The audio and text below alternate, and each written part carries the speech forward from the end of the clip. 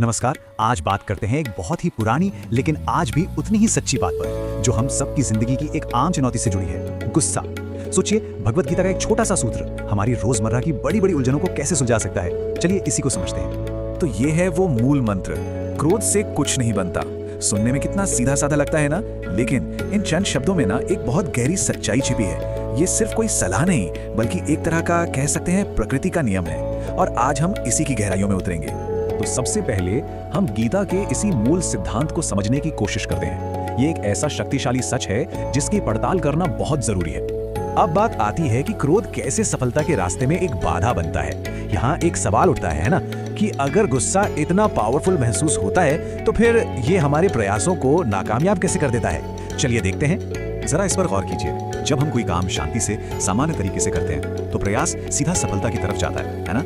लेकिन जैसे ही हम अपने उसी प्रयास में गुस्से का तड़का लगा देते हैं तो होता क्या है, वो गुस्सा कोई एक्स्ट्रा एनर्जी नहीं देता, बल्कि वो एक दीवार बन जाता है, एक रुकावट। गीता यही तो सिखाती है कि गुस्सा काम को बेहतर नहीं बनाता, बल्कि उसे बिगाड़ देता है। मतलब किसी भी काम को पूरा होने ही नहीं देता। इसका एक और पहलू है आवेश में लिए गए फैसले।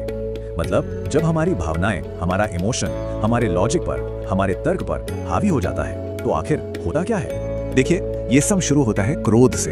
ये एक ऐसी विनाशकारी चेन रिएक्शन की पहली कड़ी है, मानो एक छोटी सी चिंगारी जो पूरे जंगल को जला सकती है।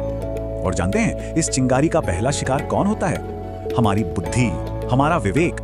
गुस्सा सीधा हमारे दिमाग पर असर करता है और उसे कंफ्यूज कर देता है, एक भ्रम की स्थिति में ले जाता है। और जब ऐसा होता है तो सोचने समझने की शक्ति एकदम धुंधली पड़ जाती है। सही क्या है, गलत क्या है, कुछ समझ नहीं आता।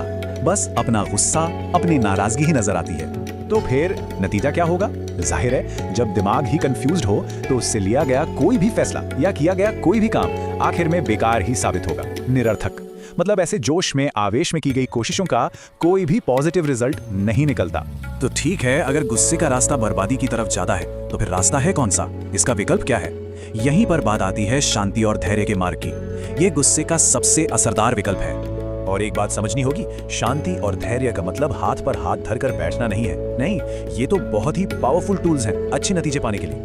पहला कदम क्या है? अपने मन में, अपने विचारों में शांति लाना, ताकि बुद्धि कंफ्यूज ना हो। और दूसरा कदम, अपने कामों में, अपने एक्शन में सब्र और समझदारी दिखाना। असल में यही तो है सफलता का असली रास्ता।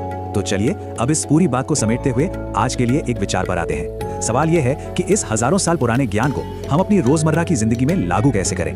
एक बार फिर से इसी बात पर ध्यान देते हैं। क्रोध से कुछ नहीं बनता, इस एक वाक्य को जरा अपने मन में गूंजने दीजिए। ये बहुत ही सीधा साधा लेकिन उतना ही गहरा संदेश है, जिसे शायद हमें हर पल, हर घड़ी